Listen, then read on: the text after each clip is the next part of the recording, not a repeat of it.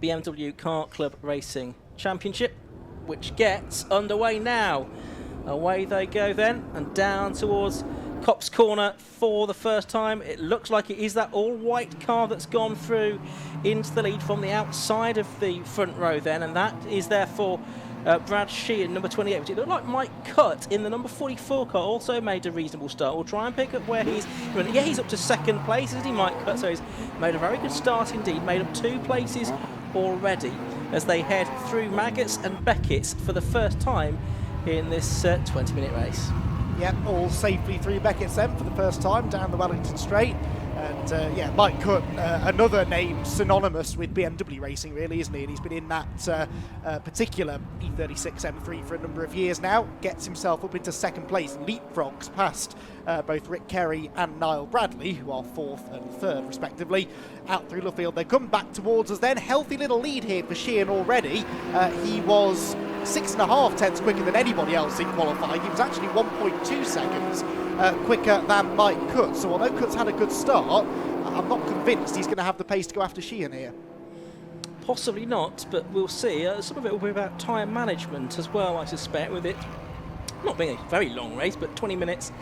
If you go too hard too early, you can take a little bit out of the tyres. There's a choice of tyres within the BMW Car Club Racing Championship. There's the 67 car of Adrian Williams. He's in 6th position at the moment. Number 80, Mike Eustace, behind him and actually getting alongside him now as they head through Beckett's and along the Wellington Straight for the second time in this race.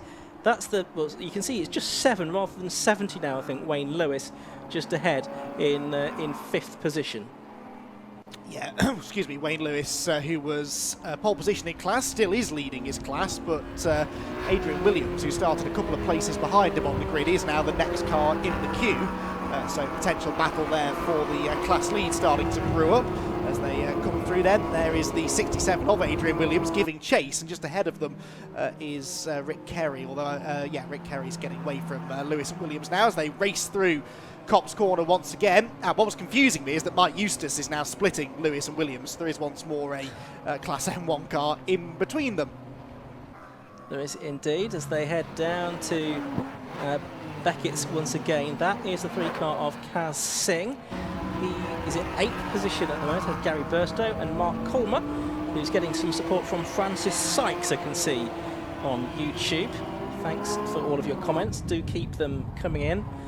Remind you can see live timing via the 750 Motor Club website, 750mc.co.uk. Down the inside there, tried to go Mike Eustace in the number 80 car to get a place away from Wayne Lewis, and Mike, as Andy was saying, is in an M1 class car rather than the M2 class car, which Wayne is in, so it ought to be a bit quicker down the straight, and so it seemed to prove on that occasion.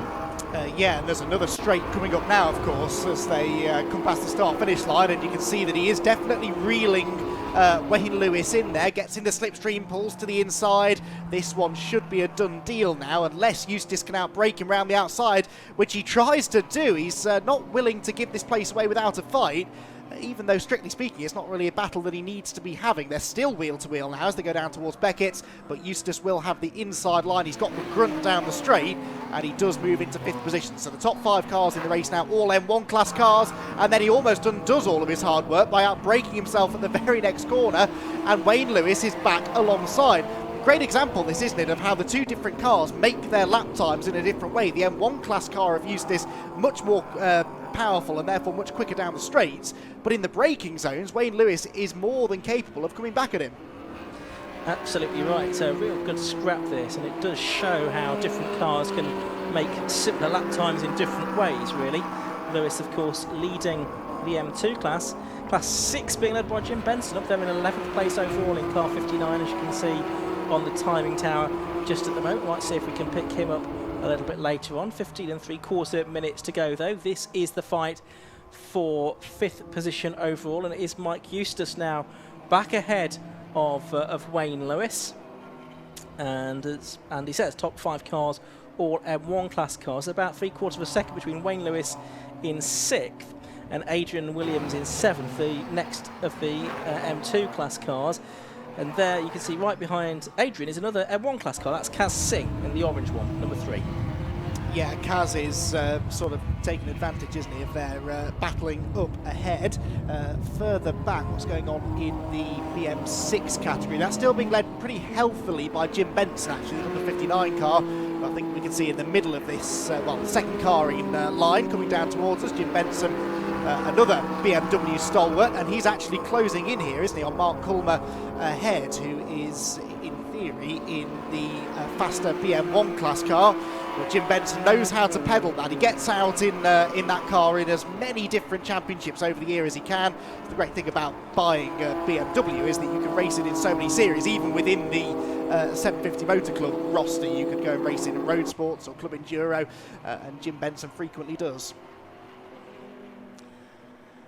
Down towards Copse Corner they come then. That's the 35 car of Colin Whitmore, long-time BMW racer. I've got a feeling he's been racing for 3 decades or more now. And there's last year's champion, Kevin Denwood. Now he is in 14th position, so he's moved 6 places forward from his grid slot. I think he'll have been a bit disappointed to be back down in 20th position on the grid with Kevin. So he's making progress up, but he's got a lot of work to do to be troubling the M2 class podium, really, I would suggest. Yeah, Wayne Lewis in 6th position leads that class. Adrian Williams in 8th position is 2nd, and Burstow 9th place 3rd. So, yeah, he's getting back up towards, well, he's in now a podium place, but, well, he's only 4 seconds, I suppose, behind the class lead, so don't count him out just yet. Through Brooklands then goes this nice little battle. That's the 21 car on the inside line. That is Andy Abrams. Trying to get past the number 25 ahead as they weave their way back down towards us. Ben Pearson runs a little bit wide. Sorry, the car in front of Ben Pearson runs a bit wide. Ben tries to get up the inside, but then they get to a straight and he chops back again. It's got to be so frustrating, that, being in a car that's quick round the corners but slow down the straights. You do all of that hard work to close in on the car ahead, and then not only do you lose ground to them down the next straight, but potentially you lose a position as well, as Andy Abrams takes advantage of that and goes up the inside at Copse Corner.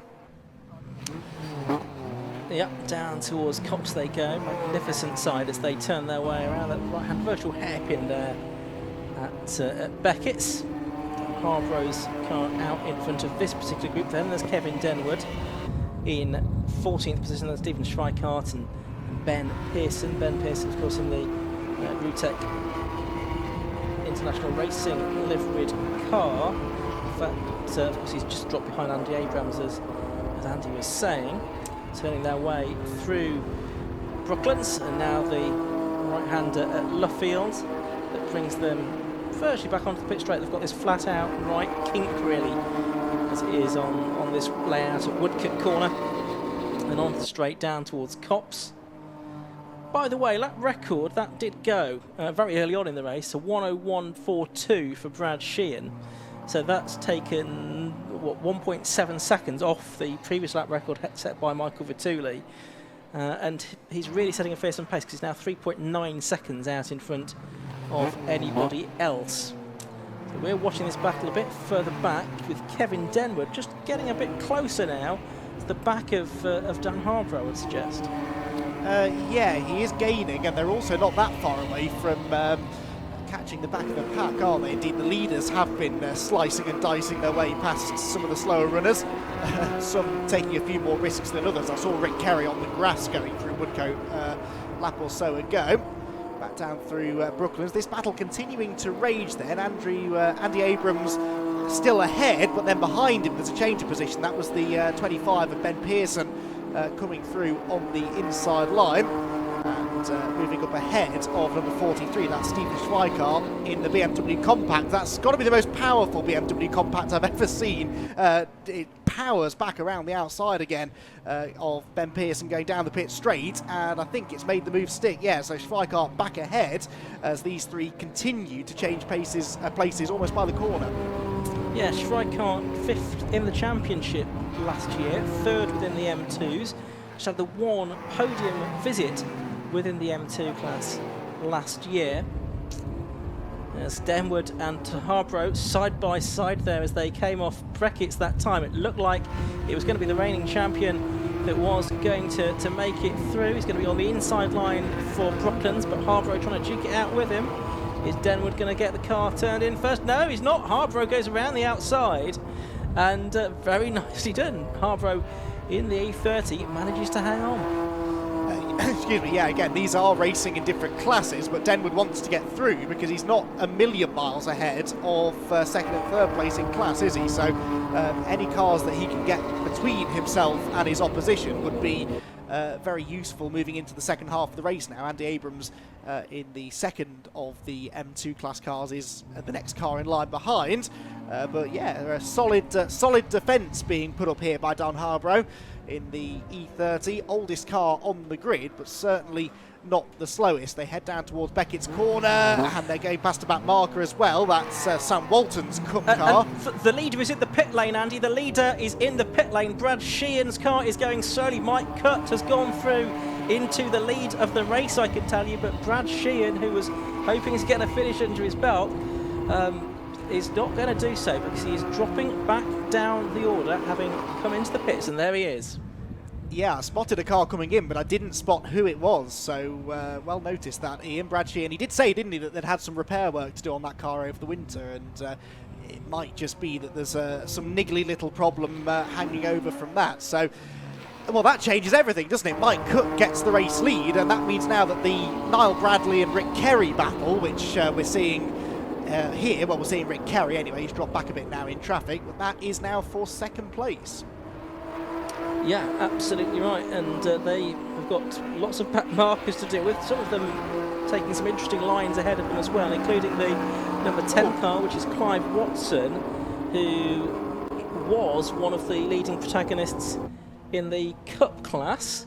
Just look to see if he's still there. No, it's Sir Carl Macmillan, I think.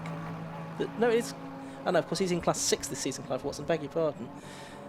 As there is Sheehan's car, team getting to work on it, but it doesn't look like there's much they can do because Brad's already out of the car. Seeing that on the inset. So that is the number 8 car going through, which is Bill Redrop. Here's our new race leader, Mike Cutt, cutting a path through the traffic as he turns through. Yeah, that is... Go on. No, sorry, go on.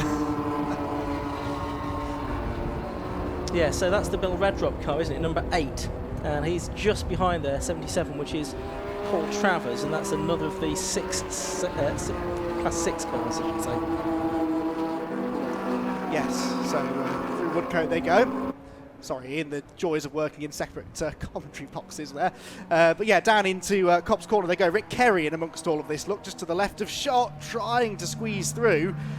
He had been within a second of Niall Bradley a lap or so ago, but then the back marker's not falling quite so well for the 1 Series driver, as you can see there. Again, happening through Cops Corner. That was probably another second or so lost, as they are now, of course, starting to work their way past some slightly quicker cars. Yeah, worth saying actually, Kerry's fallen back, the traffic didn't help, but Niall Bradley did his personal best lap in the race, a 1:01.87. Only Brad Sheehan has gone faster during the course of this race before his retirement. So Niall Bradley now on a charge, 2.5 seconds behind Mike Cutt. So could we have a battle for the lead before the end of the race? 6.5 minutes or so to go. With the retirement of Sheehan, Jim Benson's now popped up into the top 10 in his Class 6 car as well. Yes, indeed. So back down towards Beckett's we go. And another one of these battles that has been pretty tight right from the start. Jim Benson continues to apply the pressure now to Colin Whitmore. That might be my favourite car on the grid, I think, here in the Colin Whitmore E36, the slightly... would have been the early 90s, I suppose, wouldn't it? That car was pretty big, very well turned out car, very powerful as well. Look at the way that it drives away from Jim Benson down the Wellington Straight there. Yeah, we're hearing it was electrical issues on Brad Sheehan's car that were the problem that have caused him to retire. I think we've got a 5-second track limits penalty as well, possibly going out to Thomas Singleton, number 23 as well. So he is a bit further down the order, outside of the top 20 at the moment. That doesn't have too much of an effect on things. Meanwhile, up front, Niall Bradley still catching Mike Cutt as we are looking at the 23 car. Yeah, there is the Tom Singleton car that's had that 5-second penalty board shown to it. And he is taking some rather exuberant lines. 174, that's Ralph Kirk in his E36 Coupe. So getting to see a number of different cars. There's Adrian Williams and Gary Burstow that were at the front of shot there, disputing 7th and 8th position and 2nd within class M2. Niall Bradley there, you mentioned, was taking time out of Mike Cutt. I was about to say that he's not really doing enough. It's only a couple of tenths a lap, and then the very next time through went a full second quicker than the race leader. So the gap is now down to under a second and a half in amongst all of this traffic. It's not hard to see how drivers can lose quite big chunks of time just through catching back markers in an awkward spot. They're about to come through again and complete another lap. We'll see what sort of a gap it is this time. As into the pit lane, I can see goes Nick Ramsden, I'm afraid, in that invitation class E46 328i. He will become, I think, our second retirement of the race. Gapped down to less than half a second between the two leaders now, as they are just ahead of this group of cars actually, and heading into through Cobb's Corner down towards Beckett's now. We're watching the battle that's still going on for 12th and 13th places between Kevin Denwood and Dan Harborough, but here, Andy, are the leaders at Beckett's. Yeah, through Beckett's they go. You can see now that Niall Bradley is right on the case of Mike Cutt. Now let's see what the sort of performance difference is here. Remember, Niall Bradley was quicker than Cutt in qualifying by about half a second or so in his much newer E46 compared to the older E36 of Mike Cutt, and it's not actually power that is benefiting Bradley, it's better handling, and Mike Cutt's all out of shape. He's lost it, he throws away the lead, and Mike Cutt, he was just a bit too late on the brakes, carried too much speed through Brooklands, lost the rear of the car, lost the lead, and second place to Rick Kerry. That was a costly error. It was indeed. Certainly at that point in time, Bradley's car was handling better than Mike Cutt's, because it was spinning around. So it is now Niall Bradley then, our third different leader in the race. He's just lapped the driver that's actually gone back down to 11th place, number 59, Jim Benson, the Class 6 leader. But it's Niall Bradley that now leads by 7 seconds all of a sudden from Rick Kerry. So he's got a fairly comfortable advantage. The question will be, with 3 minutes left to go, can Mike Cutt get back ahead of Rick Kerry before the end of the race, retrieve second position from this? Those are the two that we're talking about, just heading through shot now, exiting Beckett's and heading along the Wellington Straight with probably, might just squeeze 3 laps out of it, possibly 2.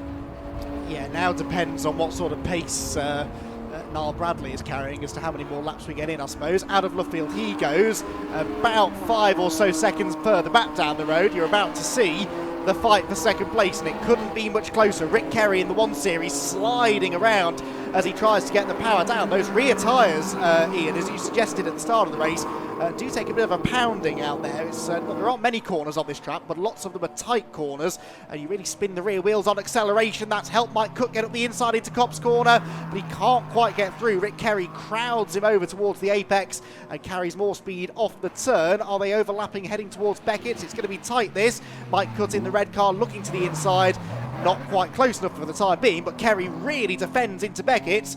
Might that give Cutt a better exit from the corner? Possibly so, heading along the Wellington Straight there, and I think they will get 2 more laps out of it. There is the leader, Niall Bradley. He's sort of another sort of half the length of the straight ahead of these 2 cars. Rick Kerry, number 2, Mike Cutt, number 44. The only one of the top 3 that's not led this race so far is number 2, Rick Kerry. As we mentioned, former British Touring Car Championship driver, but also been racing BMWs for a long time before and after that stint in the BTCC. So he's going to come through, Rick Kerry, and start what I think will be his final lap, because the last lap board I can see is now out. So a little bit earlier than I thought it might be. Last lap board is out, so Niall Bradley has a 5.5 second lead with less than a lap to go. Gary Burstow, by the way, has just been off from 3rd place in M2, but holds on to his class position. Meanwhile, for 2nd place overall and within the M1 class, it's all getting very tasty. Rick Kerry dives across the nose of the slower car there. That was the 74 car that tried to get out of the way, but Rick Kerry was very committed on the brakes into Beckett's, and so he might have been, because look at the gap it's given him now over Mike Cutt. I'm not convinced Cutt's going to be able to get back to him now in the final few corners. No, he's not close enough, is he? Meanwhile, Niall Bradley is up ahead. He's already making his way out of Luffield Corner. I can see from my commentary box window. I think the checkered flag is being prepared, and it is going to be a win for Niall Bradley. Then he takes the checkered flag, and going to be second place in the end for Rick Kerry, number 2, and third Mike Cuthbert. The opening round of the BMW Car Club Racing Championship for 2021 won by number 47 Niall Bradley by just under 6 seconds in the end, only about 4/10 separating second and third. No, Bradley. Well, what a race that was. You looked excited when you came in. You saw, did I win? I didn't even expect it. I didn't know where Brad was. I knew I'd passed Michael Cutt, and I thought whenever I passed him I got into second, but I couldn't really see Brad, so I didn't know what. Just absolutely buzzing. Chuffed a bit. Car's unbelievable. Yeah, as you started on the front row, but it certainly wasn't easy. No. But you did have to really work for that one, didn't you? Yeah, no, buzzing. Really, really chuffed. I had a bad start as well. The car kind of popped out of first gear and then bogged in second, and Michael got up the inside, so it was just go the whole thing. But no, buzzing. Thank you. It was excellent weather for us on that one, and a great win, and you seem happy with that one. You can definitely celebrate it. Yeah, brilliant. I've worked hard for that one, yeah. Spot on. Well done. Thanks, well done. Thank you. Well, excellent result then for Niall Bradley with the BMW CCR. Of course, up next, if you're not a fan of German racing cars, you might be a fan of Italian racing cars. It's the Alfa Romeos up next.